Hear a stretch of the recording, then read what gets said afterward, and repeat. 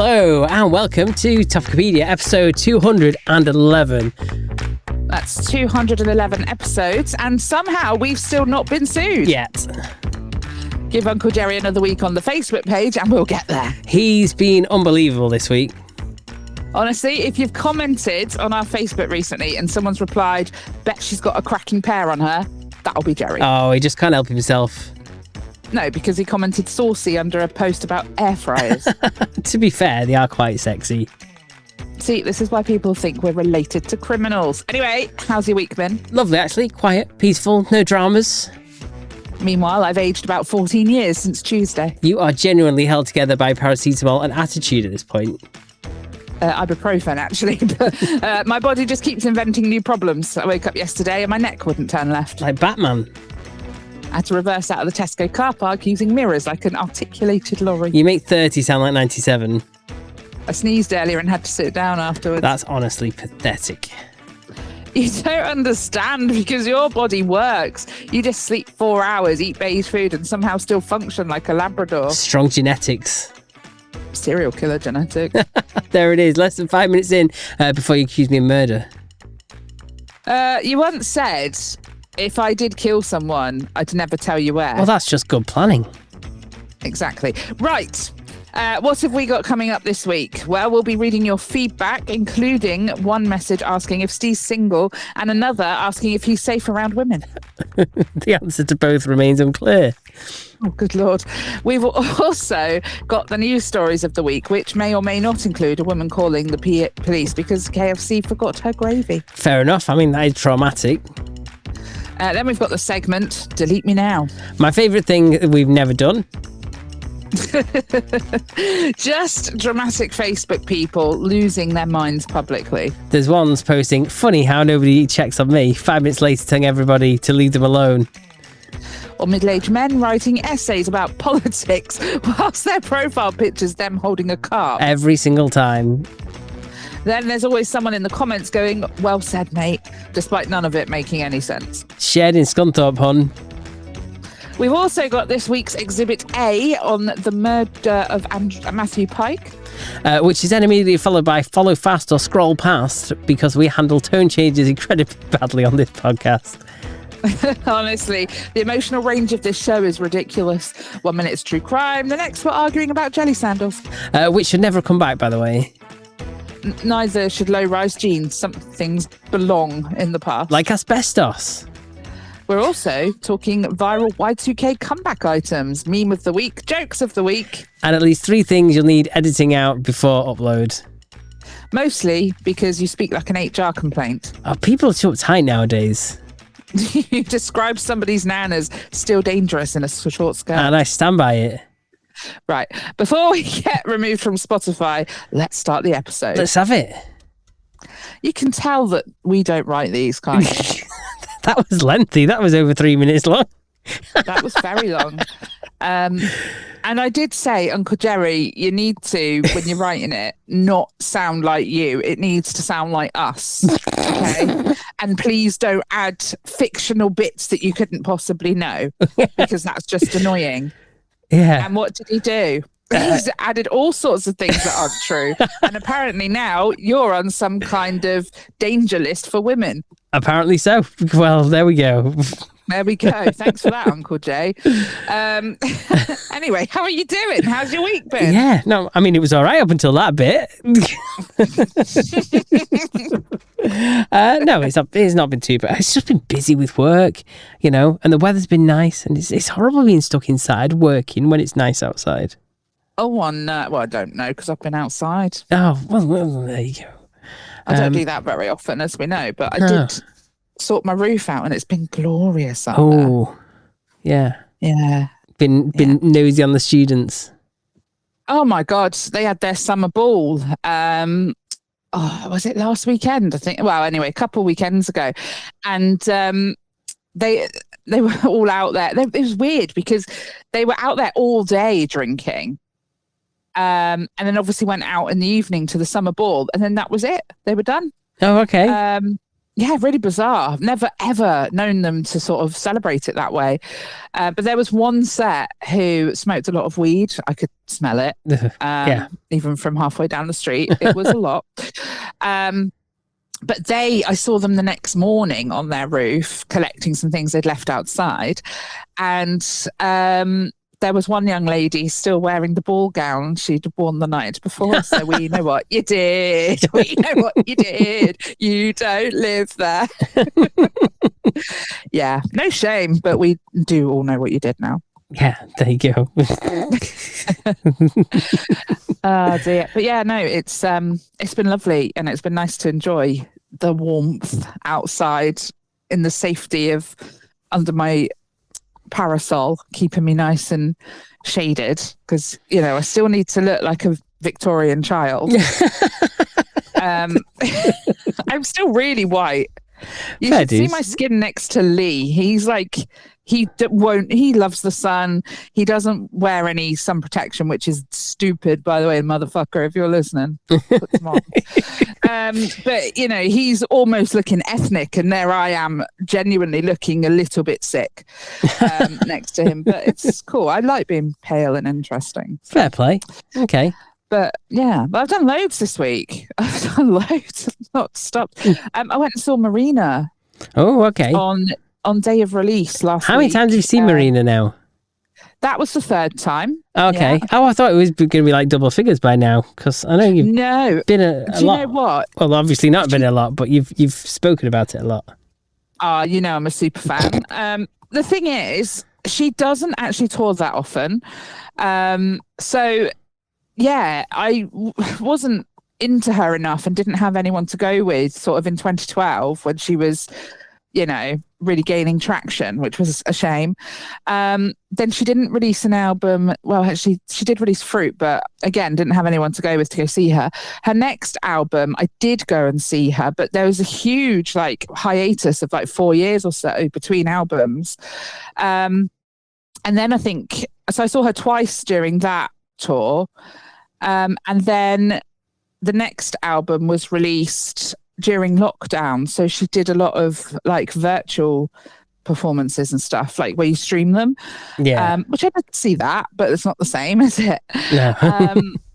And so it's not been until now that she's released an album where she's properly toured. So yeah, so I saw her on day of release last week, and day of release this week I should be seeing her again. But we'll see if that happens. There's been a little mix up with the tickets. I'm not sure if we're going to be able to resolve it or not. But last week she was fantastic. Definitely my favourite show to date. And I took my daughter. It was her first ever gig. And she was singing her heart out and dancing. She was the most animated in the audience. I loved it. It was just so worth it just to see. And when Marina first came out on stage, my daughter went, oh, and put her hands to her mouth a real big, it was amazing. It was so, so good. So yes, I do hope I get to go see it again.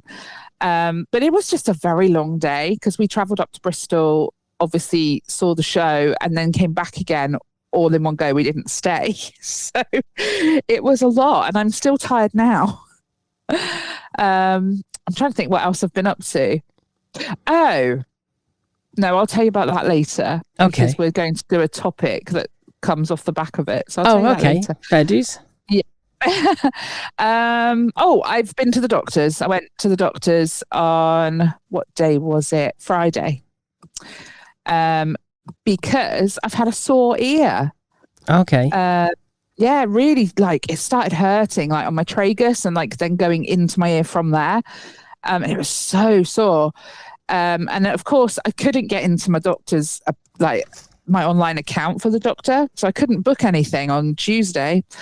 And then obviously Wednesday I was away or busy all day, so I couldn't do anything then. Thursday I rang them up and asked them to reset my account, which they did do, so I now can get back into it, but then all the appointment slots are gone, so it wouldn't let me fill out the online consultation form. So I had to wait until Friday and get up at 8 a.m. to do it. So I did that, and we had plans for Friday, which is the frustrating thing. We were going to go out and meet my mum and stuff, and it was going to be all nice.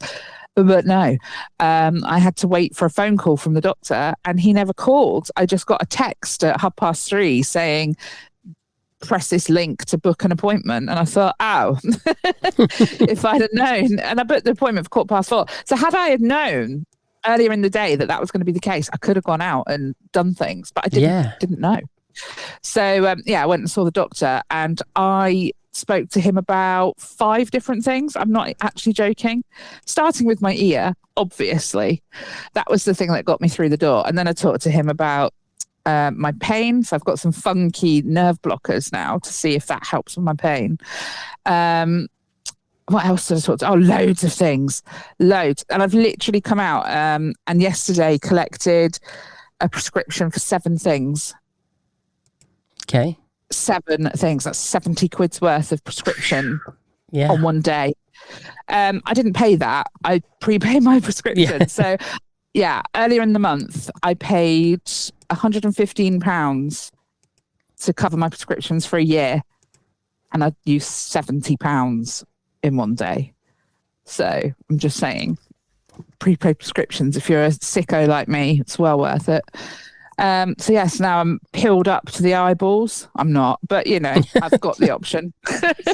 I've got my antibiotic eardrops. I've got several different types of cream.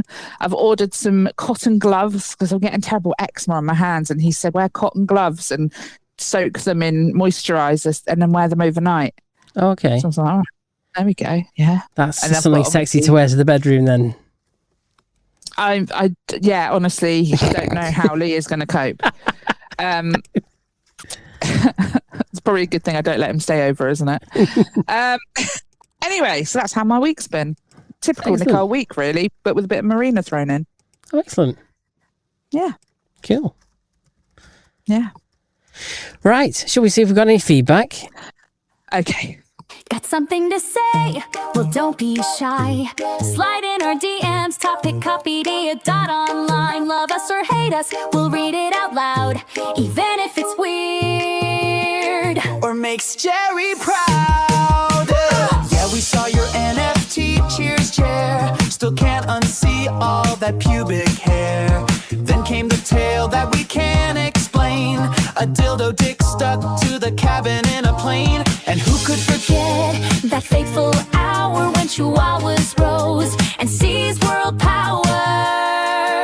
So love us or roast us, we're not gonna cry. We'll read out your filth with a wink and a sigh. Be cheeky, be brutal, be gross, we don't care. We've seen Uncle Jerry's pic. Nothing compares.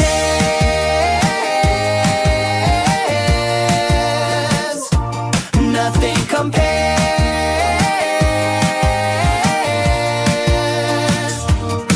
Okay, so this is the little corner. Is it a corner? If you like. It's a corner. We might be in a round room. We might be in a lighthouse. That's true. You might not have a corner. I do live in Plymouth. Oh, there you go. You might be living in a lighthouse. We have a lighthouse, yeah. Oh, okay. I've had some YouTube videos about lighthouses come up recently. I can't help but watch them. They're intriguing little places.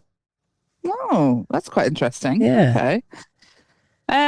Speaking of intriguing, we have a very, very tiny feedback section today. Oh, okay. From Andy. He said, damn, sounds like Nicole had a heck of a time that day. All the things breaking. I can relate where you're just so annoyed you're about to throw hands. But stop yourself, as you know it's going to annoy you more with more mess to clear up later. I don't know, Andy. I think I get to beyond that point where consequence doesn't really come into it anymore. I'm just really angry. Everyone just needs to stay out of my way when that happens. But yeah, thank you very much for that, Andy. I don't know if we've got any feedback from elsewhere. No, it's been a bit quiet this week. It has been a bit quiet. People have been enjoying the sunshine. Yeah.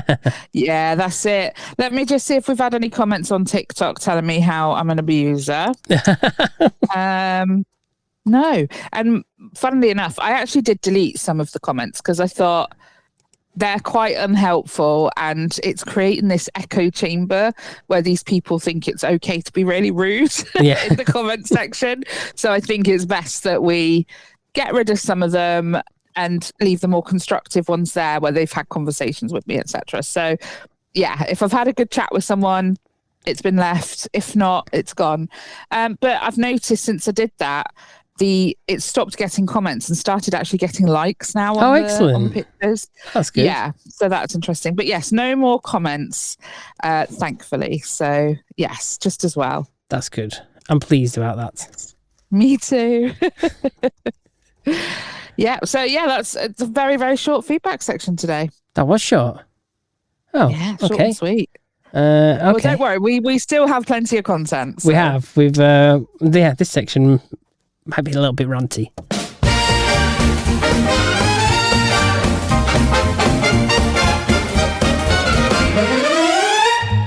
Hey there, folks, come take a peek. It's notable news of the week. Headlines, highlights, what's on trend from start to finish, beginning to end. Stories big and stories sleek. It's scoop you wanna see. Smart and snappy, fresh and chic. Notable news of the week.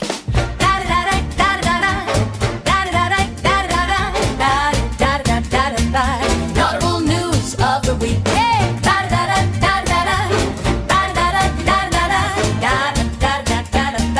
Notable news of the week. Okay, so notable news this week. I've dug out a few stories. Oh, here we go. Oh, yes, here we go. So I don't know if you saw this week, but No. a case was thrown out of court. Yes. The Manchester Airport case. Oh, no, okay. Yes. Why was there another one? No, it wasn't thrown out of court, was it? I was thinking of those young men, those teenage boys who are given no jail time. That as well. That is ridiculous. And that certainly needs relooking at the sentences involved there. Yeah. Because you can't definitely. just not give a proper sentence to that. That is ridiculous. Yeah.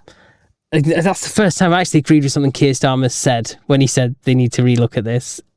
I don't think he had much of a choice, though. And it had all blown up in the media before he'd come out and said anything. It's not like, it's not like he was first or anything. I don't know. Well, I don't think he had a choice but to say something. He never is the first to say anything unless it suits a particular agenda that he wants to pursue. Otherwise, he's unbelievably quiet. So the other issue is obviously this Manchester Airport case that went to court where these two people got off a plane and the police had gone over because they'd apparently been like harassing this woman on a plane. And yeah, they ended up fighting the police. I think they went to headbutt her and then so she was like bleeding out her nose and all that kind of stuff. And obviously, in that situation, the police are going to be worried. They're armed. If someone's coming at you, you're going to think, oh shit, they might actually try and grab a weapon here. And then if they do, they could shoot anyone. You know, you don't want weapons falling into the wrong hands in an airport. No. But yeah, I mean, the jury couldn't make a unanimous decision as to whether they were guilty or not guilty, despite there being CCTV evidence of the whole thing. Which is just ridiculous. I mean, if the background of the perpetrators were different, it would be a completely different outcome. I am telling you now, it is a completely different outcome. It is purely because of their faith, which is why they bow down to it and they don't kind of, they just appease it. And it's ridiculous because this should not ever become acceptable behavior. Someone took a bomb on a plane and, previously, plane's been hijacked previously and flown into buildings. And then what did we do? We stepped up security. So the question is, why are we not still taking security seriously? And, we should be giving police officers the protections to be able to do the right thing at the right time. Exactly. Because otherwise, what's the point in even having them? Yeah, which is going to lead on to another story in a moment. But yeah, I mean, it's just unbelievable, isn't it? Why would a jury not come to a decision on that to the point where they're not actually going to face any punishment. That's awful, isn't it? I don't know how we can have a justice system that allows such injustice.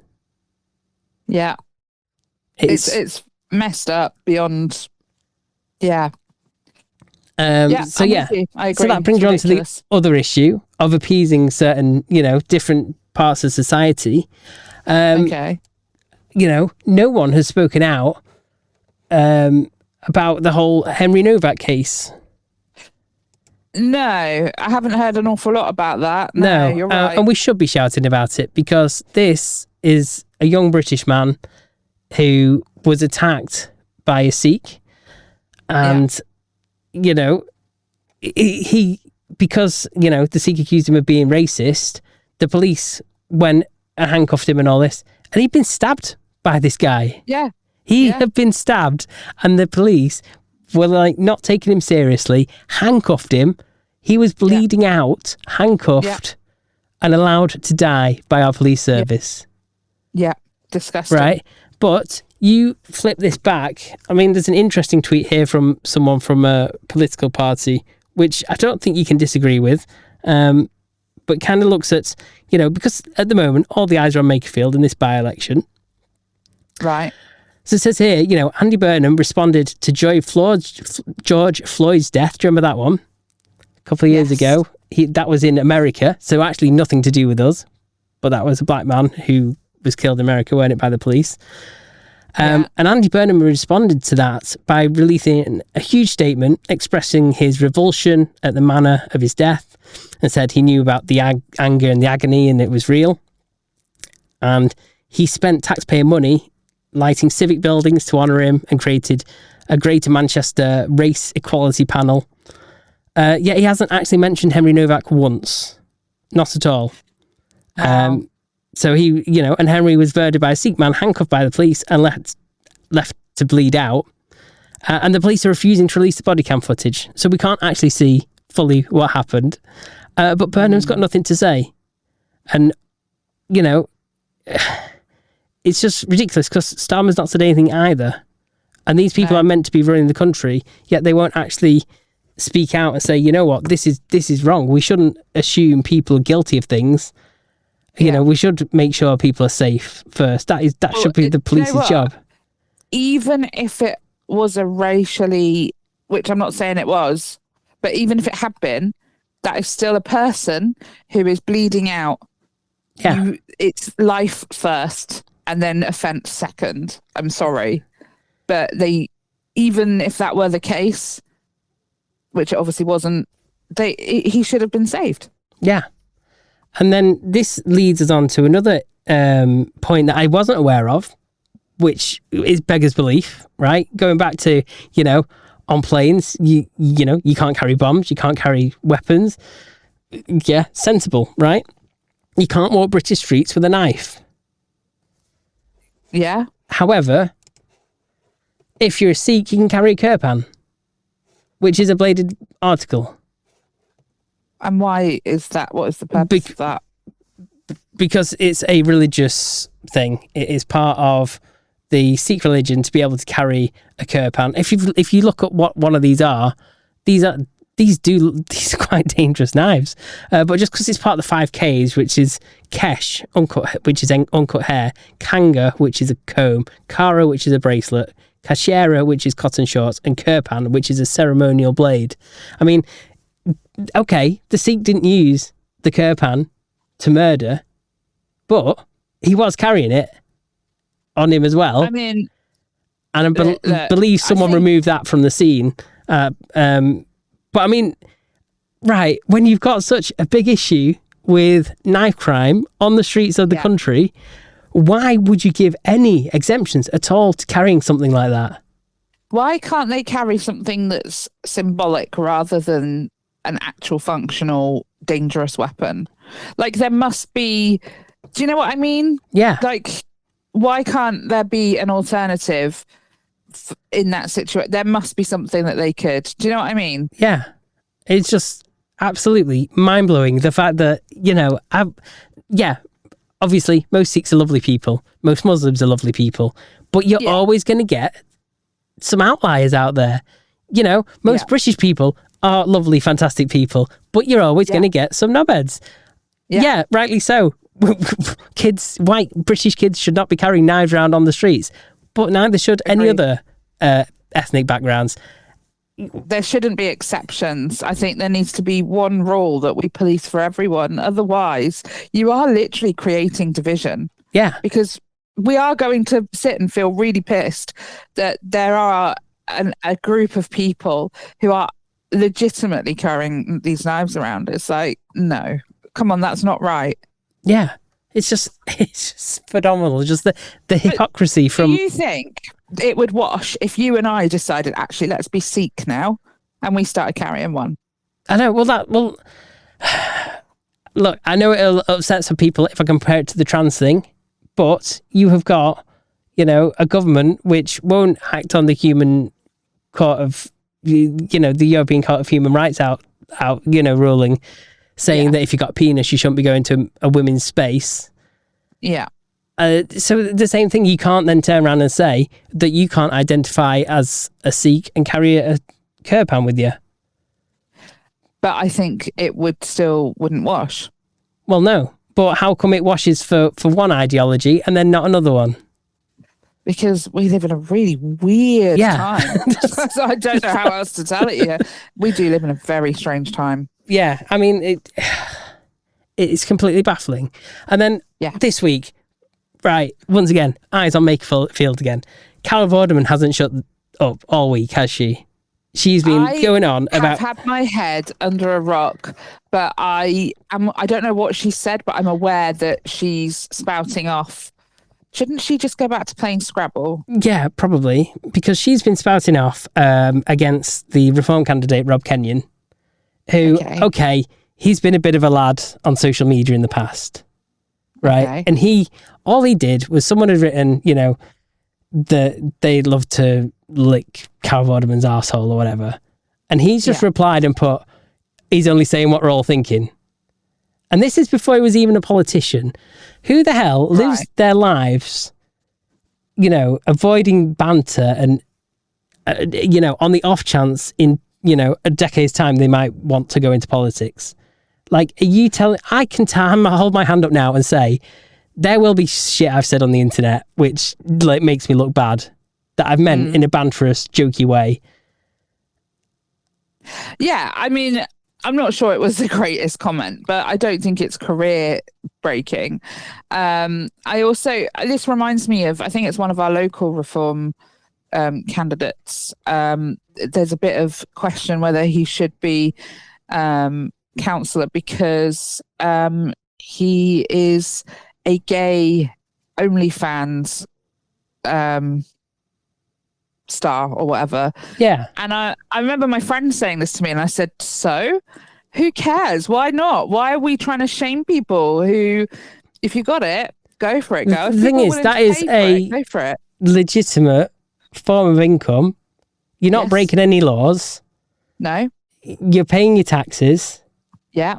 And do you know what? I think it's quite cool that we have a gay Reform councillor. Yeah. I think that's really cool because I think it shows how diverse the party is. Yeah, exactly.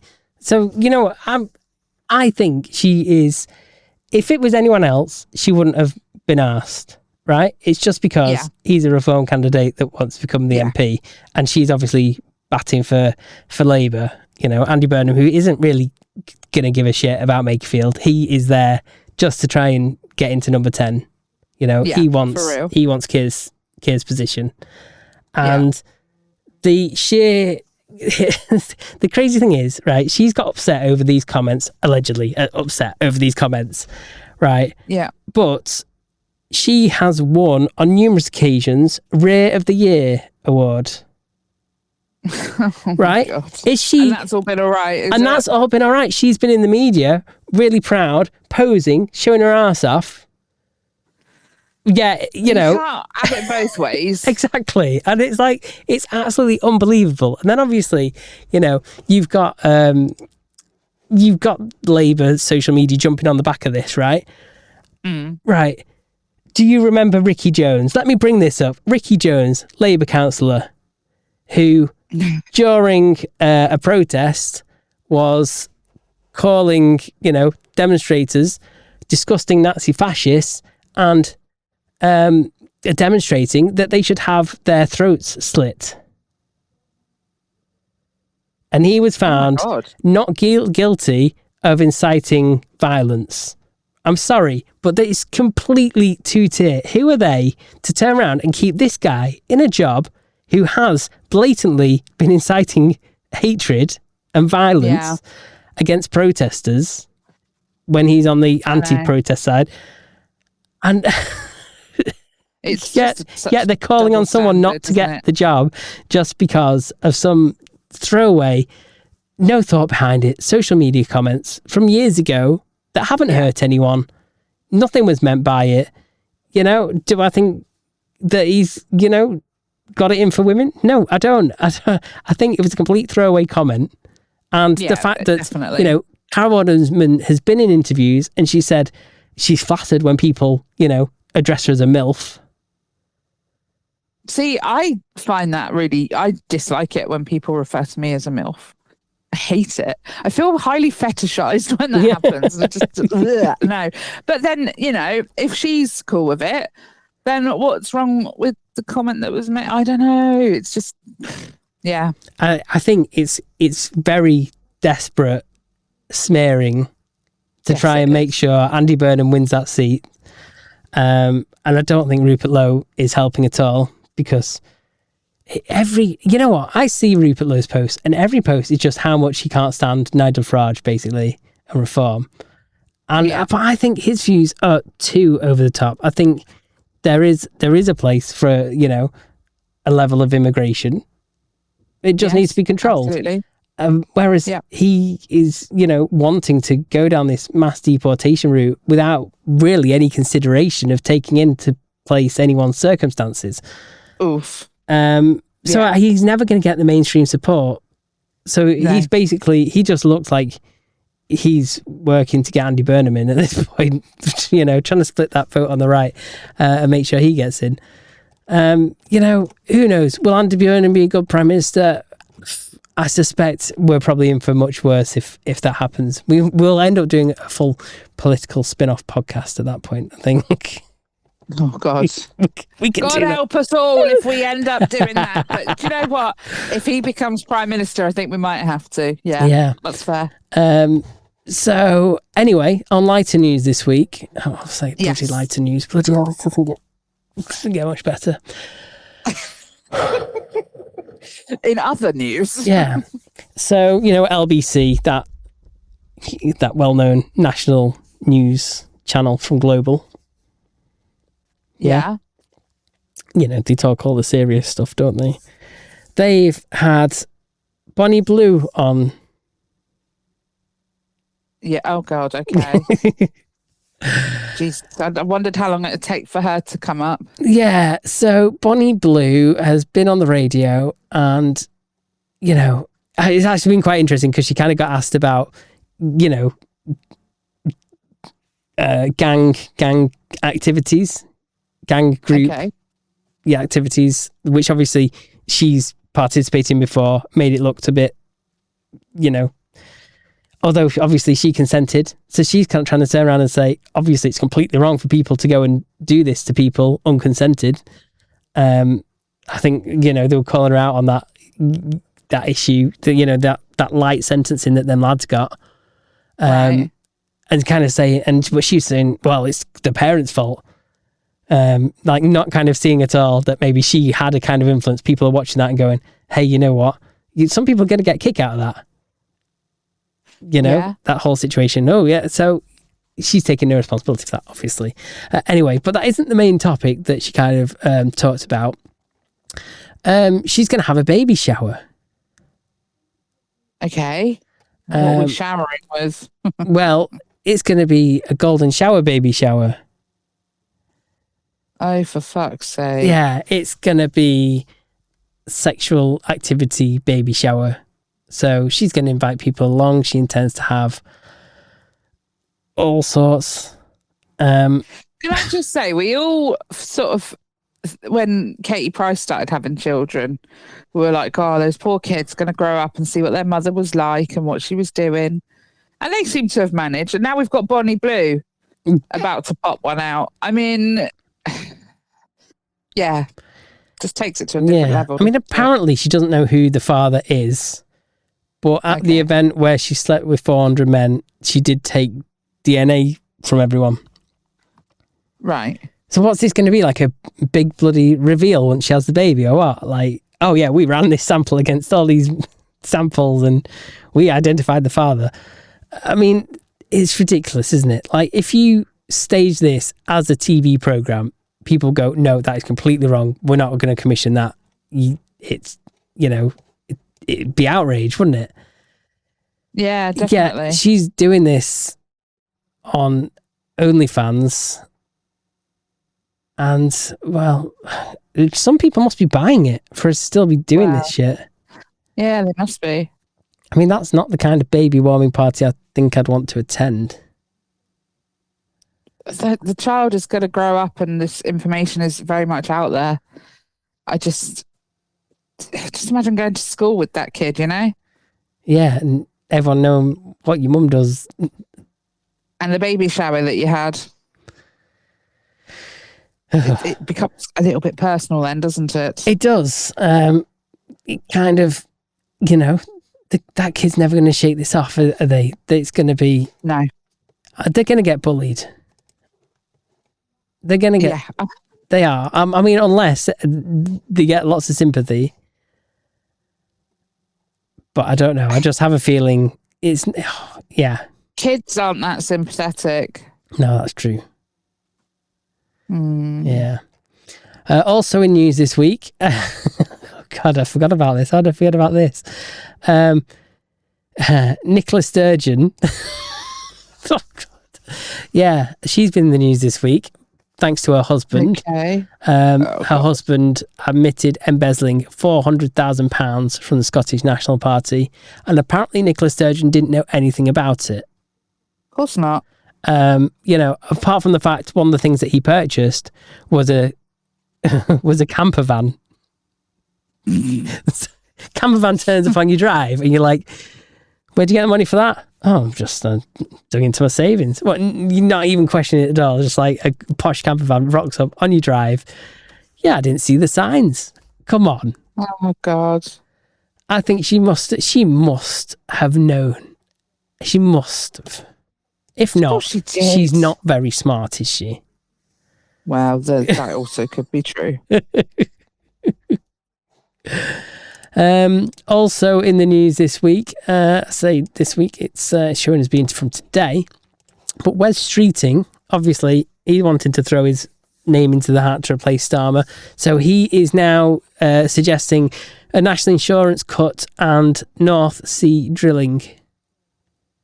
Isn't it interesting how these politicians suddenly latch on to, things that are popular that other people are suggesting and then take it on as their own idea? Of course. Yeah, we should be. I mean, this week I even saw Tony Blair do an interview and he turned around and said, we need to scrap net zero. The Cheshire Cat himself. Yeah. So he's turned around and saying, scrap net zero, it's the right thing to do. Got to bring people's bills down, because they're going up 13% on 1st of July. That little tax cut that they did was very short-lived because they said it'd save everyone, £137 a year, except really that tax cut has only really benefit people for 3 months because obviously the increases are going to completely outweigh the savings there. So I mean, for Tony Blair, because I think you just thought Tony Blair would have been the most net zero fanatic out there. It would be very much up his street. But no, he's turning around and he's saying, no, Ed Miliband needs this ripping up. Yeah. So, I mean, the pressure is on for Ed Miliband, I think. Like, he's still determined to keep going ahead with this. And the UK puts out a whole less than 1% of the world's emissions. And we're bankrupting ourselves in the meantime. I mean, you just couldn't make it up, could you? Like, it's just classic us, isn't it? It is. I think we just like to punish ourselves. Apparently so. Yeah. Needlessly as well. Also in the news this week, Jeremy Clarkson's choir wins Britain's Got Talent. Oh, he had a choir? Yeah. I mean, because they've done them TV adverts before, haven't they? I mean, sorry, the TV adverts that weren't actually adverts because he couldn't put them on because he'd say like, it's fucking good at the end of it or something like that. Very funny, like viral videos that he'd do. But yeah, so some people are saying, you know, obviously real acts were robbed. I mean, you got to give them the credit that they are still a choir. They are still, you know, they're not all directly Jeremy Clarkson himself, are they? No, exactly. Like they are a choir. It's a collective effort. So I think to turn around and completely dismiss them for having the talent. It's a little unfair, isn't it? It's a bit unfair. It's a bit harsh. You might not like Jeremy Clarkson, but, you know, the people there have put their effort into that and they've won. Yeah, I agree. I mean, the thing is with Jeremy Clarkson, I didn't like him at all until he started doing his farm. And even then, I didn't like him for a long time. I think I am warming to him now. I do find him quite funny. I still think he's a little bit of a knob, but not as much of a knob as I thought he was. So there you go. I mean, yeah, exactly. I think he's all right. I think he's not bad. He's very funny. He is very funny. He is. He is entertaining. Mm-hmm. Right. I don't even know if we've got any light news this week. I'm not sure. I think that might. Yeah. I think that's as light as it gets. Yeah, definitely is. Oh in that dear. Case, what have we got next? Go on. I've got a topic. Oh, but I'm going to tell you a story first. Go on. Let's story time. We need a jingle for story time with Nicole. We do, don't we? I'll see what I can do. I think we've all got at least one person on Facebook who thinks they're a bit of a Facebook character, you know, who it's normally someone a bit chavvy and they'll post something, you know, to bait people or, you know, something really flouncy or, you know, it's just me and the kids from now on, you know their whole life story just through these really, you know, baity statuses. And, you know, 1 minute it'll be, I've got a new boyfriend, you know, he's the love of my life. I love him so much. He's changed everything. He's my rock, my world. Yeah. And then 2 weeks later, it's just me and the kids from now on, babes. Yeah. And then, you know, they go through cycles very quickly, may I add, of being better on their own. They're better off single. A man would just complicate their life. And then 2 weeks later, there's another one. Yes. There's another man. And it's just exhausting. I wonder what it's like being the offspring of said people. I'm sure they're just producing more Facebook dramatic types. But we all know these people, right? We all have at least one on our Facebook, surely. Yeah, definitely. Definitely. Well, I had a little run-in with my Facebook dramatic Facebook person. They had posted a very long rant about people on benefits. Okay. And I would like to just set the scene. I know this person from primary school. Yeah. This person bullied me in primary school. They're about 2 years younger than me. Yeah, they bullied you, but you got them on Facebook. Sorry? They bullied you, but you got them on Facebook. I'll get to that. Okay. So, I mean, it was obviously a very long time ago as well. I think that is worth pointing out. But yeah, and it was physical as well. I remember her really yanking my hair. She was just really poisonous as a child, like not nice, very spiteful. And I was that child that was really shy. I didn't really talk to anyone. Do you know what I mean? I was a sitting target for people like her because I wasn't going to ever say anything. And yeah, she very much took advantage of that. Not a nice child, shall we say. Don't really know her as an adult, but, you know, sort of a few years later, a mutual friend that we had really sort of begged me to not exclude her when I was staying at her house. And, this person was a neighbour of hers and she wanted us to include her, and I felt very uncomfortable with this, but I was basically begged and I promised she would behave. She did behave, but she's just was never going to be my favourite person, was she? No. But then it did sort of put us on all right terms. Do you know what I mean? Yeah. Which is why I think we were friends on Facebook pretty much probably since Facebook began. And I think it was worth it for the entertainment. I'm not going to lie.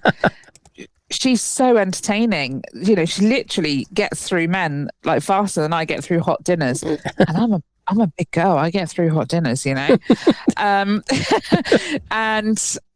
her daughter a few years ago was actually bullying my friend's niece at school. Okay. And all I remembered thinking was the apple really doesn't fall very far from the tree, does it? So there we go.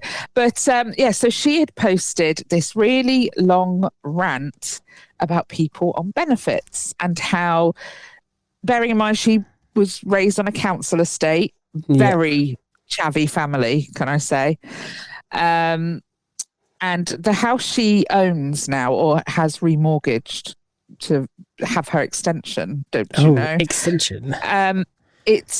She's bought it from the council. It wasn't, it's not just a house, it's, ex-council. So she was saying how she works very hard as a single mum to provide, to have a house and a mortgage. She's had to remortgage her house so she can afford an extension so her children can have a bedroom each. And she says all the while there's people on benefits driving better cars than her, going on more holidays than her, getting more they get everything for nothing, and they're living the high life, drinking their glass of wine every night. And she's really angry about it when she has to work really hard to remortgage her house. And I thought, fuck you. I don't like you. I've never liked you. I'm going to tell you what I think of what you've just said.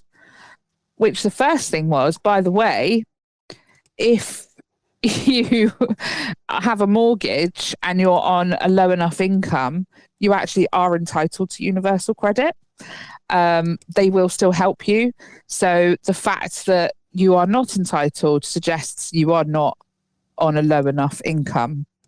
And that's why you're not entitled. And I also said, frankly, if you can afford to remortgage your house, then you're definitely not on a low enough income. They're not going to give you a remortgage if you can't afford it. So, that was my first point. And then she came back and was whinging about how she can't afford to afford her cat's vet bills if they ever got sick. And all these things, and then says all these people on benefits swanning around, and I was just like, right, no one on benefits is swanning around living the high life. No one. I said, I think there was a time where there were a lot of people cheating the benefit system. Definitely. I do agree with that. It was happening. If you've been unfortunate enough to have to deal with the benefit system in modern times, you know that even if you are entitled to it, it's hard to get. It's really hard. It's very hard to cheat them now. They have access to your bank accounts. You now have to put your national insurance number into eBay and Vinted so that they can damn well check if you're making more money than you say you're making, and this is just Big Brother really is watching now. No one is living the high life. You have to see they don't pay you very much either. Some people really aren't actually getting by on the money that anyway. And I said, I think maybe if you can't afford your vet bills, you should have your animals insured. Otherwise it's just frankly animal abuse. And then she came back with this stinking rant about how her animals are loved. Thank you very much. But she's had to give up paying the insurance to prioritize the house extension. And I just thought, what a load of crap. So I said, she said, I can't afford a £500 vet bill if they get sick. I said, should you even have them then? If it's not, you don't just stop paying for their insurance. I didn't say you moron, but I did say, just get them insured, lady. It's called responsible, responsible pet ownership. Give it a try is what I said. And then she'd gotten quite, she was trying to bait me by saying, you're obviously very triggered by what I've said. Why don't you just delete me, hun? Why don't you just delete me? And I'm like, no, because this is fun. I didn't say that, but yeah, she was very, you're so triggered, just delete me then. And I was just like, you were a horrible little, and sorry, you're going to have to silly sausages me for this. But I said, you were a horrible bullying little silly sausages as a child, and clearly nothing very much has changed. And that's when she really lost it. It was great fun though. She did end up removing me. I expect she's probably put a nice big fat reply telling me how awful I am and then removing me so I can't see it or reply to it. So Yes, it looks like she's got the last word. Yeah. Oh, they love that. However, they do. So I do suspect that's happened. However, I thought it was done. It was so not done. Oh. I had a message in my DMs the next morning from one of her friends. Oh. Who asked me if I removed her in the end. I said no, I think she removed me, which is quite funny because apparently I was the one who was really triggered. And he said, well, he's just done nothing but slag her off ever since. I've got all the dirt on her. And I think my favourite thing was that I've learned about her from this person is that she didn't save up for her own deposit on the house that she has mortgaged and remortgaged. Apparently, the father of the children actually gave her the money for that. Oh, okay. So, yeah, all this hard work bullshit. What a load of shite. What a load of shite. So yes, it's been quite fun, quite enjoyable. One of her friends has messaged me to tell me, well done for saying what you said. And I think she's a twat too. It was great fun. Anyway, so this made me think, do you know what? Let's talk about those people on Facebook. This segment is titled Delete Me Then. And this is a whole segment about online oversharing and public meltdowns. And we all vaguely know a couple of these people. So let's start with the "Can people stop talking about me" post. Okay. And it normally sounds like something like, honestly, sick of people gossiping about me all the time. Get a life. And the comments are always, immediately nobody mentioned you or what's happened or, you know exactly what you've done. But, it's always the comment sections that reveal everything, isn't it? Yeah. But that's I think where the drama is. Known someone. Yeah. You can't help but sit and read it. If it's like last thing at night before you go into sleep and you spot a thread like that, you are enthralled in it until you've read it all. I like to, follow the post. Yeah. Great fun. Just click the, notifications turned on for this post. Oh, it's amazing. Amazing. Yes, I do that. Yeah. What about the nuclear essays where they say, "I'm not usually one to complain." So it starts politely and then ends with like, "Absolutely disgraceful. Trading standards will hear about this." Often triggered by slightly cold chips, late parcels, or missing garlic dip. And the comments evolve into locals defending the business owner like it's a medieval siege. Yes, definitely. It sounds like half of the emails that I replied to, they're like, "I'm going to take this to the ombudsman." And it's like, hang on, literally, this is the first time you've told us about this. You can't just take it straight there. You got to give us a chance to address your concerns. Yeah. But and it's funny, isn't it? These ones really are the Karens of the Facebook world, aren't they? But they really think that like their voice is the one that matters more than anyone else. Like, oh yeah, they're completely in the right, and yeah, I get it. I see these. Oh yes. I mean, as we're reading these out, if you've got names popping off in your head as we're reading them out, because you know these people. We want your feedback. You don't have to tell us their names, and you can, or if you do want to tell us their names, you can tell us anonymously. But please do give us your feedback on the Facebook Karens. We really want to hear that. How about the multi-level marketing boss babe? Oh God, yeah. Normally something along the lines of some people laughed when I started my business journey. Now I'm earning while I sleep. Yeah, okay. We all know it really means I've sold 3 wax melts, but I spent 900 quid on starter kits. Yeah. You know? But yeah, I mean, and the comments is always, you know, people being a bit like, well, didn't you try this with protein shakes in 2022? Yeah. It's so true. They want a get rich quick scheme, and they really think that this is the one for them. Oh God, sorry if you do that. Just don't do it. MLMs are awful. Just don't do it. Stay away. Come up with your own ideas and keep your own profits. Yeah. Start your own business. Exactly. Yeah. Oh, what else have we got in this list? We have got the shared for legal reasons copyright hoax. I do not give my Facebook permission to use my photos, blah, blah, blah. I mean, yeah, it's complete nonsense. If it's there and it's takeable, I'm afraid. Yeah. Yeah. Just don't put them on there. If you don't want anything getting into the wrong hands. I mean, what do you really think Facebook is going to do with your blurry photos of, you know, your nan's birthday cake or whatever? Like, they're not. Yeah. Right. It's like there's a message. So sorry if you've reposted this and you're listening, but all the boomers are reposting this. You know, I do not give Facebook permission to do this. You must repost this, otherwise Facebook will take your data and do X, Y, and Z with it. And it's like, what have we still not learned that these are modern day chain letters? Yeah. And everyone is laughing at you. Just don't do it. Just don't copy shit and forward it. The dog theft panic poster. So someone who has posted something along the lines of suspicious white van spotted driving slowly. In reality, it's the Amazon delivery driver, you know? Yeah.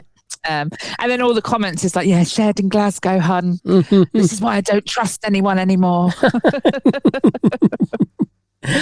Oh, God. What about the public family fallouts where it's like, blood doesn't make you family, and everyone immediately knows it's like about the sister or the cousin or the mum or an inheritance dispute.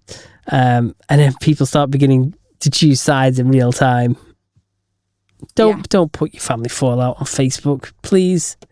No one cares. It's really, well, we just use it as entertainment. Yeah. Don't think anyone's sat there thinking, oh, that poor maid, her family's awful to her.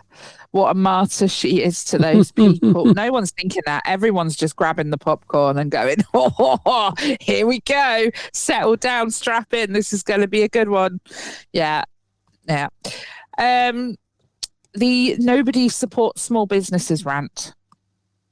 So, you know, the post is probably something along the lines of people spend £5 at Starbucks but won't support local businesses. Yeah. And then the local business is like a £9 tray bake, opens from 11:17 a.m. to like 1:42 p.m. on Thursdays only, and they only accept cash, and they won't deliver, you know. Yeah. So, yeah, I mean, I get it. I do understand the frustration, but you need to actually be some sort of competition for the chains, I'm afraid. Yeah. What about the gym motivation philosopher? You either want success or excuses, and it's like someone who joined the gym 4 days ago. Yes. The friends start commenting like, "You cried carrying a treadmill upstairs yesterday." Oh God, it's funny. I mean, yeah, I know someone who posts a gym picture every time they go. And I do normally find them really poncy. It's not a selfie or anything. It's just the fact that they are at the gym, and they do it so that they feel more motivated to keep going because people are aware that this is something they're trying to do. I know. Do you know what I mean? It doesn't wash with me. Like, Does it not? If you're going to go to the gym, just go to the gym. You don't have to tell everyone about it. No, but I think the idea is if I post this on Facebook, I'm going to look an idiot if I then stop posting. It's not, as I say, it's not like selfies. I think the constant gym selfies are just so conceited. Yeah. We get it. You go to the gym, okay? You're boring. You have no life. You don't eat pizza. We understand. Yeah. But I don't know. I kind of get the whole, this helps me keep my motivation up high because people would notice that I've not gone. It's almost like you're shaming yourself into going. Do you know what I mean? Yeah. But yeah, anyway, moving on. How about the fake deep quote addiction? So they usually post like, wolves, lions, crowns, with the quote like realize, real lies. That's really hard to say. Every caption sounds like a Batman villain quote, and they wrote it after two-siders. Yeah, we know them. We know them. Yeah, we do. They're so cringe, aren't they? My God. What about the parents who think school is a personal attack? Like maybe if teachers actually taught kids properly, kids wouldn't struggle. And it becomes like teacher versus parent, GCSE trauma dumping. Someone's nan enters confused, like, what's going on here? I mean, I think a lot of the time, there's a lack of communication between the school and the parents in these situations. And do you know what? This is a school problem. 100%. And everyone always thinks that their children are little angels. Perfect. Yeah. Yes, they do. Butter wouldn't melt. I don't know if Facebook's the right place for it. Thing is we've had rants, haven't we? Well, I have, about schools and stuff like that on the pod, but it's not Facebook, to be fair. People are tuning in to listen to us. So, yeah. But, how about the public breakup soft launch? So it'll be like the profile picture is changed to either a black screen or like, the default profile. Or they crop the other person out. The picture. Crop the other person out, yeah. And then the post will be like, never ignore the signs. Yeah. And then, all the comments are like, oh, message me, babe. Men are trash. And then there'll be one really confused person who's like, are you still covering my shift on Saturday? Yeah. Oh, God. Yeah. Yeah, we love a soft breakup. Yeah. What about the local group parking psychopath that writes essays about bins, hedges, white vans, illegal parking, and then starts posting screenshots of CCTV, diagrams, timestamps, and the comments are just like the closest thing that Britain becomes to civil war at that point. Just like, how dare you post a picture of my car? You get all that kind of stuff on there, don't you? Do you know what? Yeah, I am in a group called Parking Like a Prick in Plymouth. Yeah. And it is so full of this stuff. But some of them deserve to be on there. And then some of them, it's like, you could have gone round that. Yeah. It's not the biggest inconvenience. Like sometimes you can just tell that someone's just popped to drop something off. Do you know what I mean? And they're not really in the way. They've just done it a little bit badly, Yeah. So yeah, I know the types, definitely. Yeah. Oh God, I say it how it is person. They're always aggressively rude. They're always impossible to argue with. Just don't bother. And they think that cruelty is akin to honesty. And then the entire comment section is listing examples of them being unbearable. I think we all know that person, don't we? Yeah. They're so rude. And then they'll just say, well, I'm just being honest though. Yeah. All you lot of fake fuckers. I'm just saying it how it is. No, you're being a silly sausage. Yeah, exactly. Exactly. I'm glad you saved me in the Reddit there. Thank you. What about the fake health guru who says cancer can't survive in an alkaline body? And like their profile pictures of them wearing sunglasses in car and having like live, laugh, love energy. And And then in the comments, you get like medical professionals begging them to stop and supporters calling everyone brainwashed. Yeah. Like, oh yeah, you're paid by Big Pharma. Like, yes. You know the types. You literally do. Yeah, I mean, if you know, just the healthy eating and vitamins and superfoods thing worked, then everyone would be doing it. And exactly, the health professionals will be telling you to do it. Exactly. Big Pharma would be making it and cashing in on it. But no, Big Pharma aren't doing that because it isn't the answer. It doesn't work. No. Yeah. The Minion meme moralist, that's hard to say as well. So, I mean, we all know who they are. They've got glitter graphics, normally slightly animated like a GIF or something, wine memes, and don't mistake my kindness for weakness being the sort of thing that they're posting. And it's usually posted directly after arguing in Tesco. Yeah. We know that person, and they're always really chavvy. Yeah. Yeah. What else have we got? We thought I'd lost you then for a minute. I lost this page. The I'm too real for people essay, as in people can't handle honesty these days. This is a bit like the one you said before, isn't it? It is. The say it how it is person is probably the same person as the I'm too real for people. Yeah, I agree. No one knows what really happened, but everyone suspects they screamed at someone in public again. Yeah, probably. Yeah. I think the aforementioned person is more chavvy, and this one is more lefty. Yes. There you go. How about the public parenting threat? If my child tells me you bullied them, I'm bullying the parents. Oh, yeah. Except they never say that. They're going to smack their faces in or whatever. And the comments immediately become year 8 level warfare between adults, doesn't it? You know, someone tags the school and then there's accidental staff exposure. And yeah, I think we know those as well, don't we? Yeah, I'm familiar with that. Yeah. What about the fake entrepreneur grind set post? While you sleep, I hustle. And the businesses like personalized gin glasses, crypto course, reselling Temu products. And the comments are like, didn't HMRC dissolve your last company? Yes. I've seen a lot of that as well. And you just know that they're selling like 2 things a week at best. Yeah. I almost feel called out on that with the personalized glasses. Yeah, but you know, you do really nice stuff, and I wouldn't say that if that wasn't true. Yeah. You guys actually do some really good quality stuff, and your sales have reflected that, I think. Yes. Yes. Immenceprinting.co.uk. Just plug that one. Yes, of course, you can get all of the Topicopedia merch on there. You can have yourself Uncle Jerry stuff. Yes. Yeah. Yes. So the people are jealous of me meltdown. Oh, classic delusion arc. A lot of people hate me because they wish they had my confidence. And the comments are usually like, so who are you?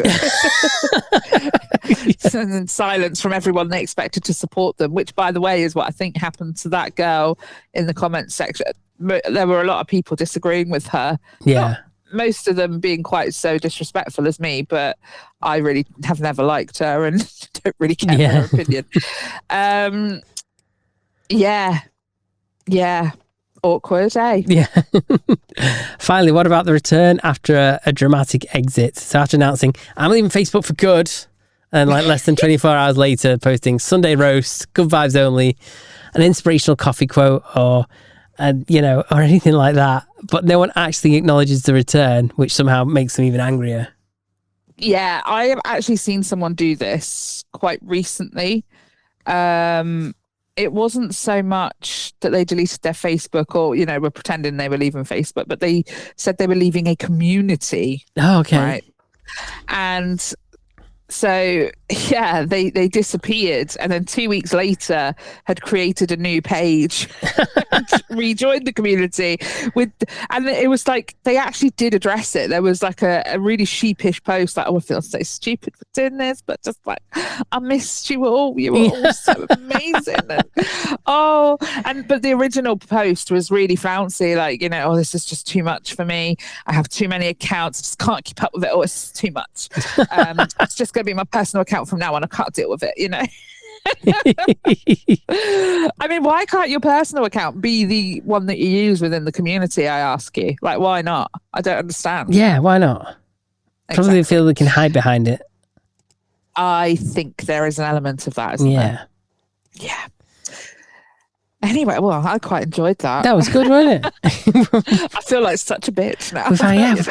We've had a bit of a rant so far today. So We've been fancy, haven't we? Let's go. Let's move on to a true crime segment. Oh yeah. Exhibit A. For the record.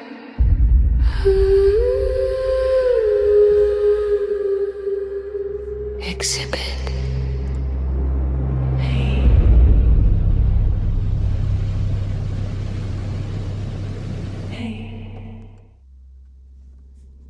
We have the murder of Matthew Pike. In September 2008, students arriving at the University of Nottingham were worried about the usual things. Freshers' week, new flats, hangovers, missed lectures. The internet still felt relatively innocent back then too. Facebook was growing rapidly, online gaming communities were exploding, and people were spending more and more of their lives talking to strangers through screens. Most adults still dismissed it as not real life. Then, a 20-year-old student named Matthew Pike was stabbed to death in the hallway of his own accommodation by a man he'd never physically met before. A murder planned almost entirely online. And looking back now, the entire case feels years ahead of its time. Matthew Pike was exactly the sort of person you'd expect to thrive at university. Bright, polite, funny, and obsessed with gaming.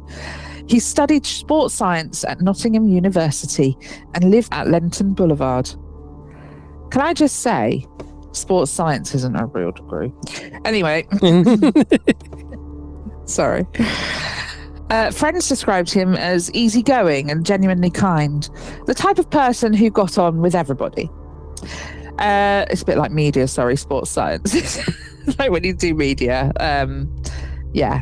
Not a real degree. Like millions of people in the late 2000s, Matthew spent huge amounts of time online, especially gaming. One of the biggest parts of his social life revolved around Warcraft 3, a hugely popular online strategy game with a dedicated competitive community. Through gaming forums and chat servers, Matthew met people from all over the country. One of them was a woman named Joanna Whitten. Joanna and Matthew became close friends. They gamed together, chatted regularly, and eventually became friends in real life too.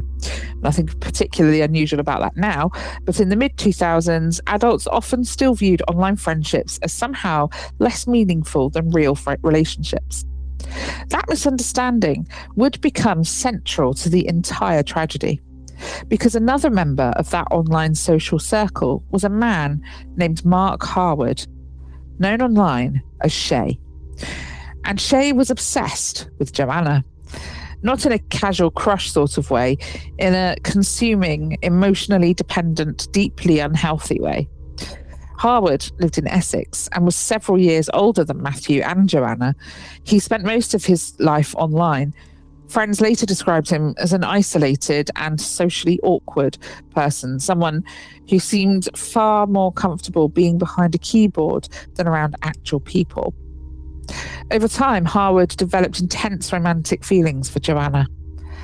The problem was that Joanna did not feel the same way, and worse, from Harwood's perspective, Joanna and Matthew appeared increasingly close. Whether they were actually romantically involved remains disputed. Some say they were simply very good friends, but inside Harwood's mind, Matthew became something else entirely. A rival. an obstacle. The person stealing Joanna away from him. And because almost all their interactions happened online, the resentment had space to grow privately and obsessively. That's one of the eeriest things about this case. It wasn't one dramatic confrontation, no public explosion, no obvious warning moment where everyone suddenly realized someone was dangerous. Instead, investigators later discovered months of simmering fixation hidden behind chat logs, gaming conversations, forum interactions, and private messages. Harwood watched Joanna and Matthew interacting online. He monitored conversations. He interpreted jokes and casual exchanges as betrayals, and slowly his resentment hardened into hatred. The internet essentially allowed him to live inside his obsession 24 hours a day. Then came September 19th, 2008. Harwood made a decision. He travelled from Essex to Nottingham carrying a knife. And what makes this especially disturbing is how methodical it was. He already knew where Matthew lived because of casual information shared among friends online. Student addresses, travel plans, bits of personal detail people routinely exchange without thinking.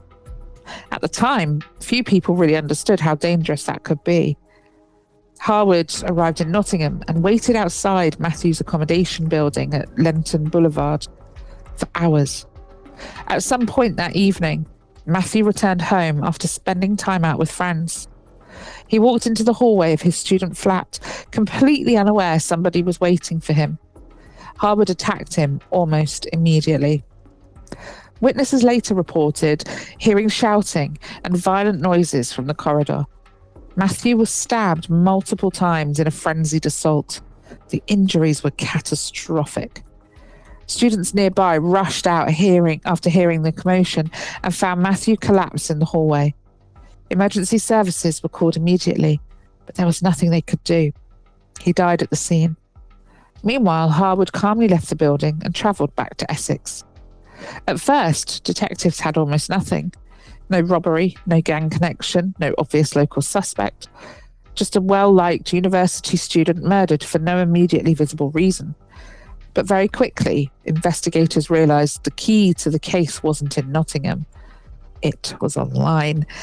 People began digging through gaming forums, chat rooms, private messages, and social networking accounts. For 2008, this was still relatively novel territory in a murder investigation. Digital forensics existed, but social media evidence and online behavioural analysis weren't nearly as developed as they are now. What detectives found painted a deeply unsettling picture. Harwood had become fixated on Joanna and increasingly hostile toward Matthew. Friends from gaming communities described bizarre jealous behaviour, possessiveness, emotional instability, and resentment. There were also clues in Harwood's behaviour after the murder. Rather than disappearing entirely, he reportedly monitored reactions online obsessively. In some cases, he even joined discussions about Matthew's death, pretending to be shocked and saddened like everyone else. That detail horrified investigators, because while Matthew's friends were grieving in real time, his killer was quietly reading their reactions through the same online communities where the obsession had developed. Police eventually traced Harwood's movements using travel records, witness statements, and online evidence. CCTV and train journeys helped establish that he had travelled to Nottingham specifically around the time of the murder. Then came the final devastating piece. When arrived, Harwood effectively admitted responsibility. At a trial in 2009, prosecutors described a man who had become emotionally consumed by fantasy and resentment. They argued Harwood had built an entire narrative in his head when Matthew was responsible for his loneliness and rejection.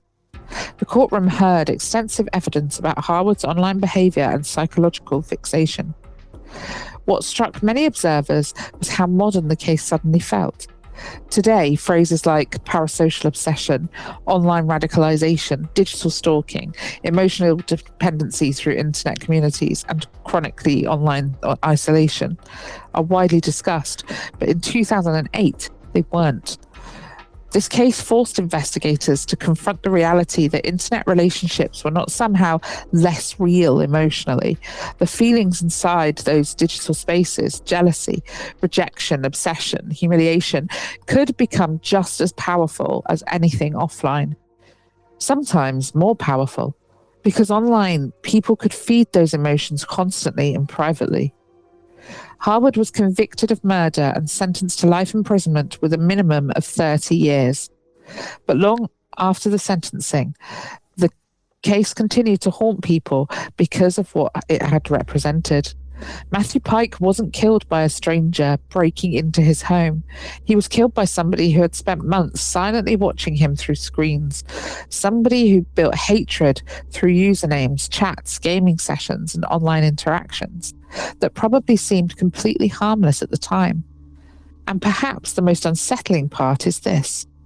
If the exact same case happened today, almost nobody would find the motive surprising anymore, which says a lot about how much the world has changed since 2008. Ooh. There you go. Well, that was in-depth and grim.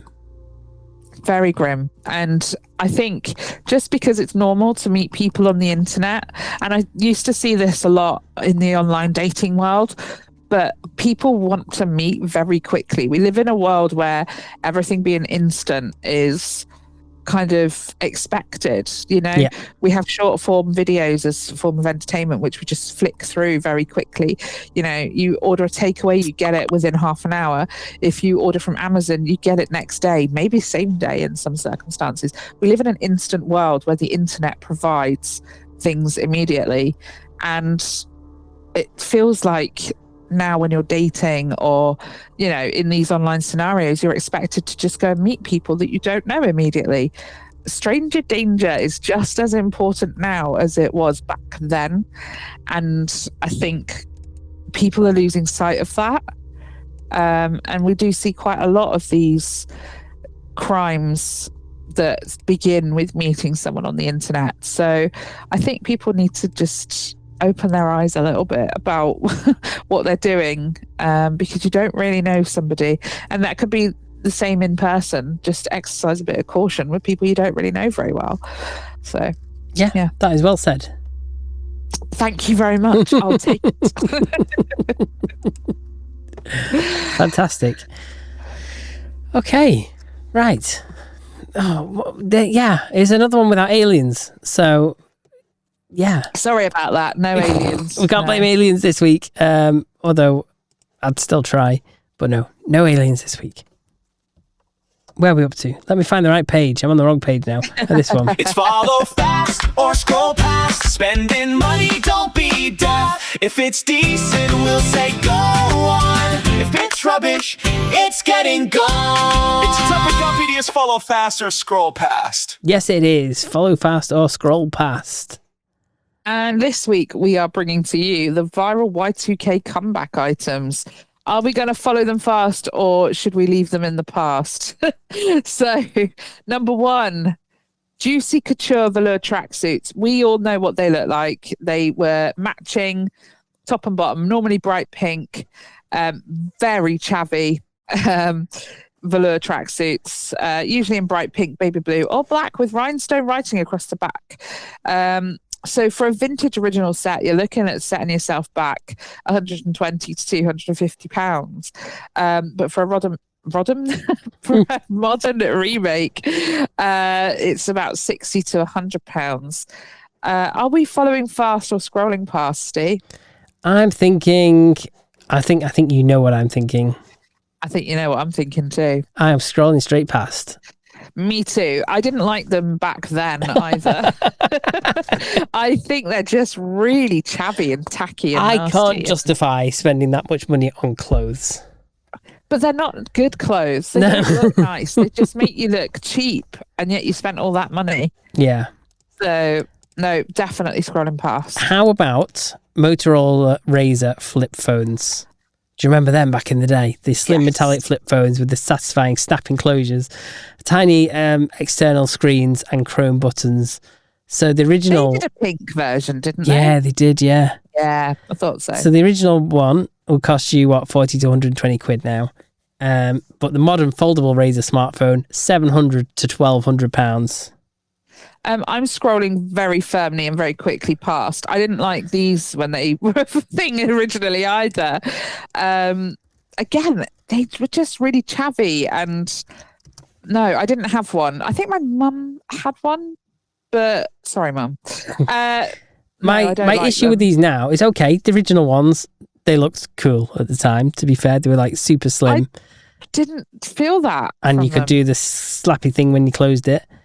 Of course. The modern one has one of those flexible screens in it. Yeah. So you're always going to get that bend. It's always going to be significantly weaker. There's too much to go wrong with it, right? Give me a standard glass phone screen. That's all I want. I agree. Yeah. I'm completely with you. Yeah, scrolling past on that. These foldable displays, they're not great. I mean, I haven't used one or really seen one in person. I'd like to, but I'm really not seeing myself ever having one. Just have a watch of Jerry Rig Everything with one of these kind of displays, and because he goes through to see what level they scratch at, and they scratch super easy, these displays. So yeah, just you're not going to get the same protection. You can't put a screen protector on that either, can you? No, exactly. Okay, yeah, definitely scrolling past. What about Von Dutch trucker hats? So foam front mesh caps with oversized logos, flames, airbrush graphics, and curved brims. So for a vintage original, you're looking at 80 to 300 pounds. For a modern reissue, it's 25 to 60 pounds. I don't even know who Von Dutch is. No, I don't either, actually. It's just a brand? So that's a bit embarrassing. Or is it a person? It sounds like it should be a person. It's just a clothing company. Yeah. I'm trying to imagine in my mind's eye what they look like. I think, again, just a little bit tacky, aren't they? I reckon so. I don't have a problem with like trucker hats in general. I just think that these particular ones were just really tacky. Yeah, it's not a brand that I've got kind of any like if you say Nike or you say Reebok or Puma or whatever, you might have kind of what would you call it? Like a kind of thought as to whether you like that brand, how much you like that brand, whether you get behind it, like an opinion on that brand.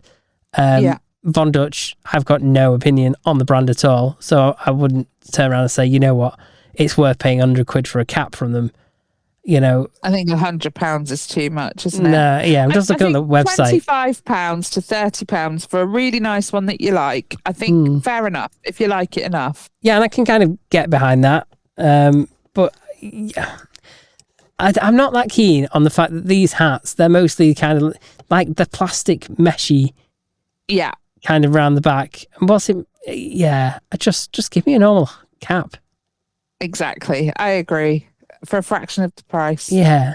And they often quite have the worn look already. Like it's already damaged. like the ripped jeans, like isn't a rustic it? Hat, yeah. That's what these look like. And it's like, I don't know. Do you not just want one that looks nice? But I don't know. Well, yeah. I'm no fashion guru. I say that every week. I'm no fashion guru. But yeah, so anyway, I think we can both agree on that one at least. Yeah. Right, so low-rise jeans.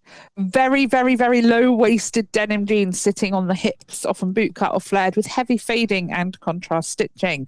So for high street versions, you're looking at paying 25 to £70.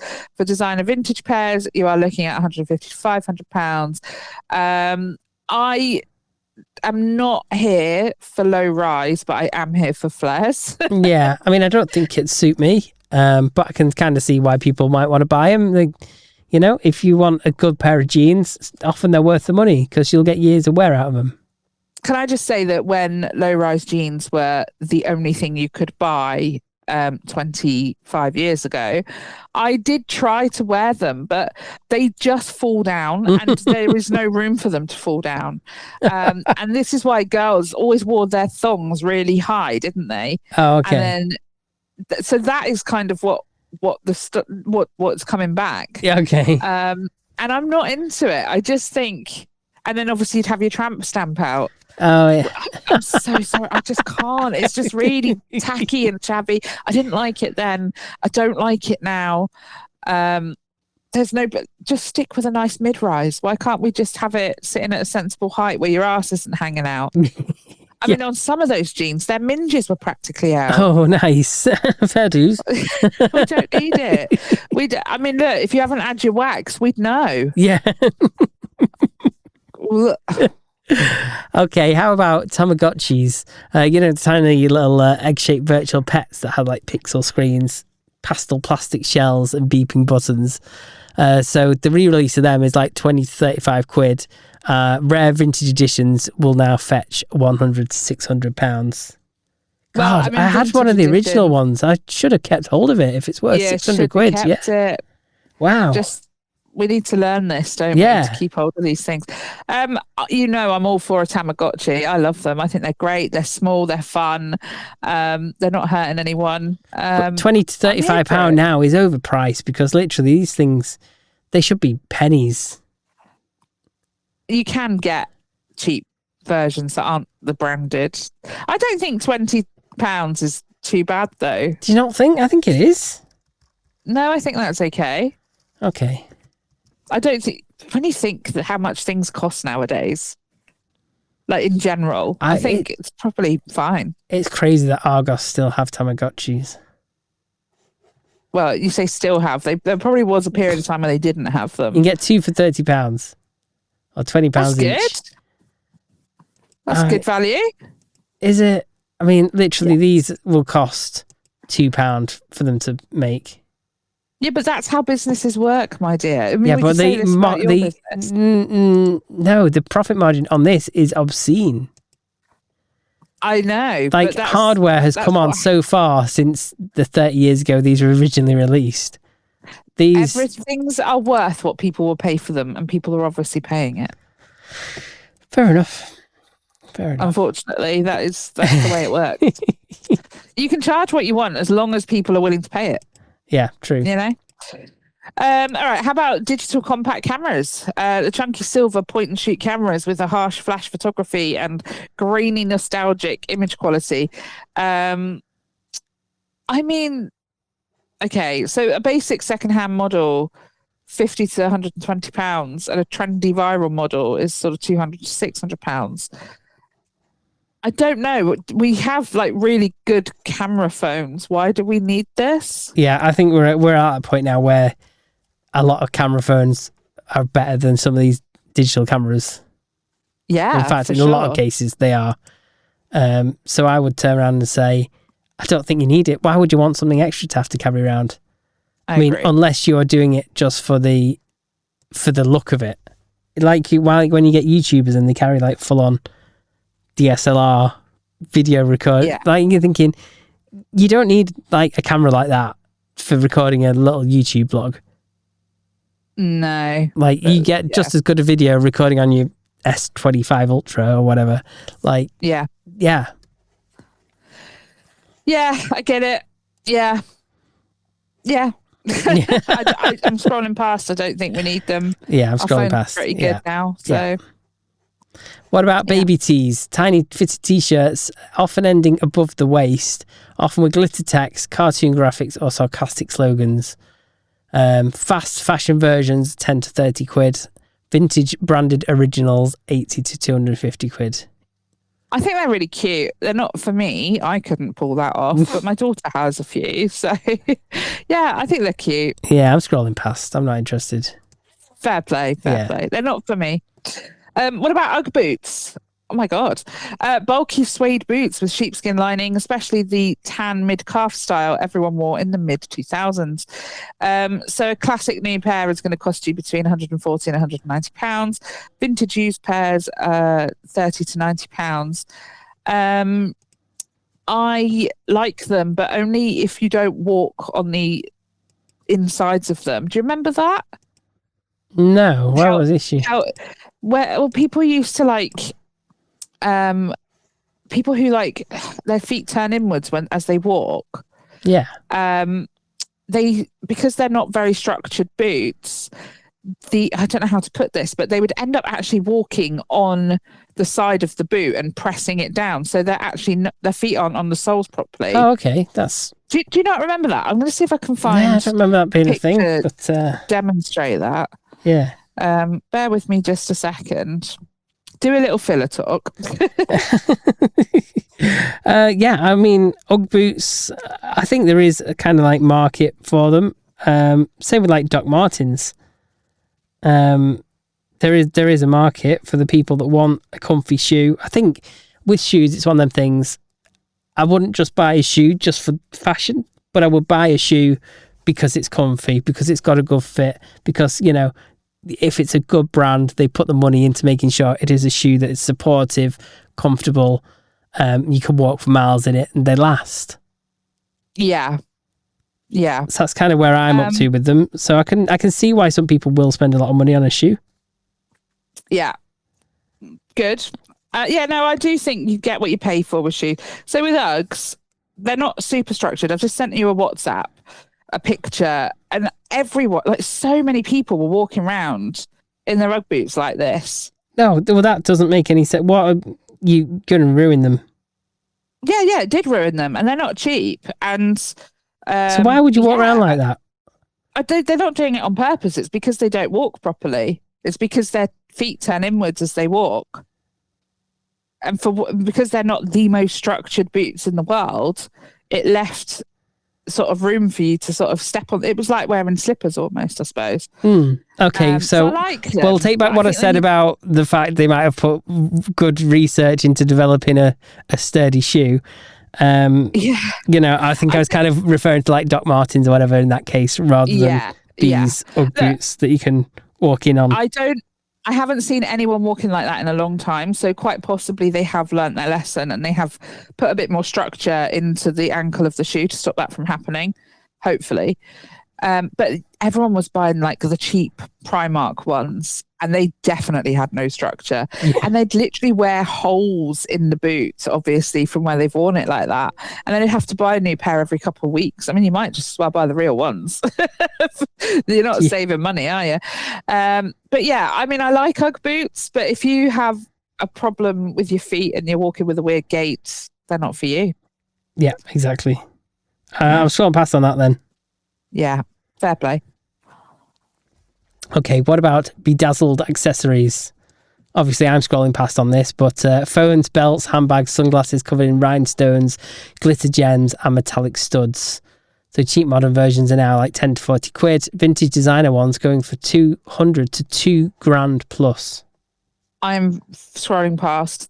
Yeah. Younger Nicole, when she was young, and you know, everyone was in their Juicy Couture. I probably could have gotten on board with this then, but I don't really like it now. I do actually have a little, like a hand sanitizer key ring, and like the bottle is like encased in a strap, and that's bejeweled. It's, you know, it's got rhinestones on it. I don't mind that, but it's black. If it had been pink or any other color, I think I'd hate it. No, I don't like it. I think it's tacky. I think it's chavvy. Yeah. So, okay, so we have one more then. Go on, then. iPods and wired earphones. So, chunky MP3 players with click wheels or brightly coloured plastic bodies paired with iconic white wired earbuds. So, a standard iPod Classic will cost you £80 to £250, but sealed or rare editions will cost you £500 to £2,000 plus. No, we can use our phones. Yeah, it's another one. Phones have replaced that. I have an old iPod Nano, and I'm thinking now I might need to see if it's worth something. Yeah. It works. I still have the charger for it. It's amazing. Oh, well, there you go. Yeah. I mean, I do like a good wired pair of headphones. I've never got on with like ones that go in your ear. Always headphones for me. And I don't think you get the same with Bluetooth as you do. I mean, they have come on a long way. Early Bluetooth headphones were shocking, weren't they? And now I think you just get a little bit of a delay in the sound that you get. But But yeah, I do prefer wired. But Yeah, me too. as You're for the less likely to MP3, lose yeah. them and all that kind of thing. As for the MP3 players, unless you've got an MP3 player with 211 episodes of Topicopedia on, then what are you doing? You know, what? Yeah, if you've got an MP3 player just loaded with Topicopedia and you're just listening to us on loop, fantastic.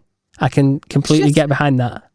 I'm so sorry, but it's just wild that this has become such a novelty that people actually want to go so backwards when technology has brought us things like, Spotify, where, yes, you can access Topicopedia and many other podcasts, none as good as ours, and, countless music.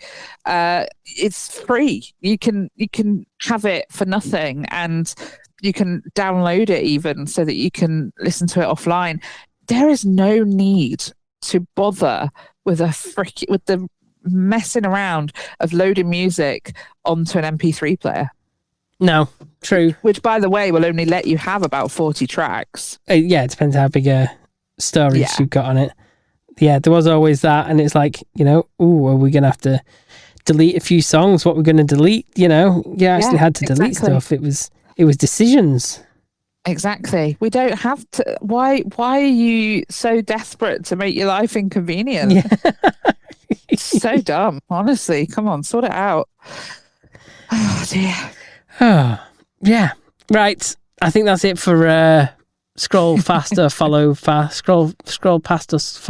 Yeah. You know what? I've forgotten what it's called. So we'll move on. Sing a song in your head. It's the meme of the week. Meme of the week. Meme of the week. So unique. It's the meme of the week. Meme of the week. Meme of the week. Wow. Oh, I like that. Wow. Yeah. I can't tell you who's won last week because the website won't load for me. Oh, no. Do you need me to load it? I'll see if it might load. Let me just try it in another browser window because sometimes that... Oh, it's thinking about it a bit more now. It's having a think. Oh, it's not liking this. What is wrong with today? It's loaded straight up for me. It is. I've never known our website goes so fast. I've got your speed. I've got it back. I've got it back. I tell you what, we've got new internet. I don't know if I told you. Oh, okay. Oh, it's way faster than what it was. And it was pretty good before. When it gets to a point where you need to upgrade because it's actually going to start saving you money and you get more. Yeah. Yeah, we did that. It was great. Not going to lie. Okay, so I can reveal that last week you won meme of the week. Hey, well done. This is the one where we both have the same meme? Basically, the same picture? No, that was last week's. That was the week before. Who won that one? We drew. Okay. Oh, yeah. Obviously. So this was my, is this a titty one? Which I did quite like that one. Yeah, it was funny. Yeah. So congratulations. Well done. Thank you. And now you have to keep the title. What have you got for us? So this one. Oh, not at the dinner table. Oh, I caught the wrong one there. Wow. Wow. Wow. Wow. Wow. Let me share this with you. So this is someone on Twitter has posted Princess Diana wearing sunglasses, and it's like a montage of 4 photos of Princess Diana wearing glasses, and then you got Owen Wilson commenting below. Wow. Yeah, have a look at this picture. Do you know what? I've seen this one. I've seen this one before. It's a good one though. It's so true. He looks like Princess Diana than Princess Diana does. Yeah. And I wanted to be able to press the button as well. So wow. Well, I think that's entirely fair. It's a good button. Yeah. So there we have it. That is my meme of the week for this week. Okay. Well, I have a very sad otter. Okay. Sat there with its little hands. It's looking down. It's a nice chubby little otter. And it says, when you didn't buy any snacks at the store because you told yourself you need to stop snacking, but now you're feeling snackish. And yeah, it's a little sad. You're probably going to win this So just there we because go. that's cute.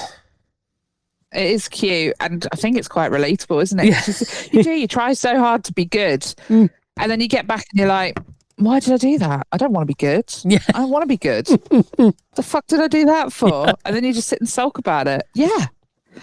But yeah, head over to topicopedia.online, scroll down a little bit on the homepage, and you can vote for your favourite meme of the week. It's rude, it's crude, it might make you leak from laughing so hard you can't even speak. Two filthy jesters delightfully bleak, we'll make you laugh, snort and blush in a streak. It's Topicopedia's joke of the week. Love it. Oh, I love it. Wow. Okay. Oh God, this one's not going to be easy to say, but let's go with it. Okay. Yeah. I met a genie once, and he gave me one wish, and I said, "I wish I could be you."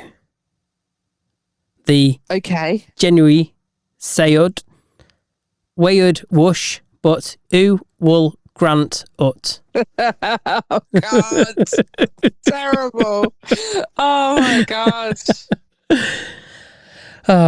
So a pirate walks into a bar with a paper towel on his head, and the bartender says, "What's with the paper towel?" And the pirate says, "Arr, I've got a bounty on my head."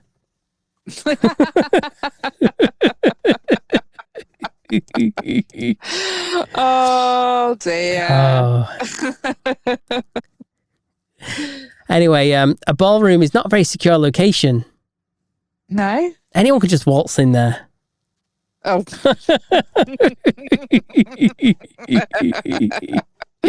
Love it.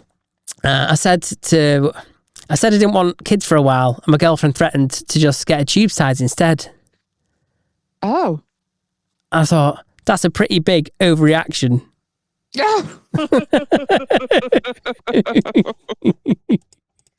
Oh, God. Okay, so a man bumps into his ex-wife after not talking for many years, and they decide to grab a coffee together and catch up. So the man says, "Oh, I heard you got remarried." And she says, "Oh, yeah, that's right." So the man smirks and says, "How did you like your sorry excuse for cooking?" "Oh, he likes it just fine," she says. And then he says, "And how does he like your god-awful blowjobs?" Oh. And she says, "Oh, he likes them just fine." And he goes, "Oh, yeah, okay. And how does he like that tired, worn-out old pussy?" And she says, "Oh, he likes it just fine once he gets past the tired, worn-out part."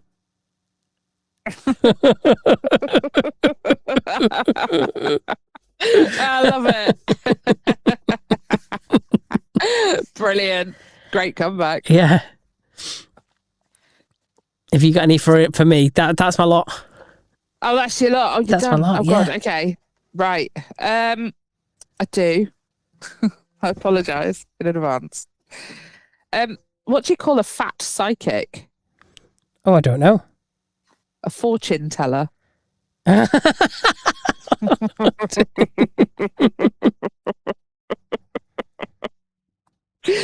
Okay, strong start. Right.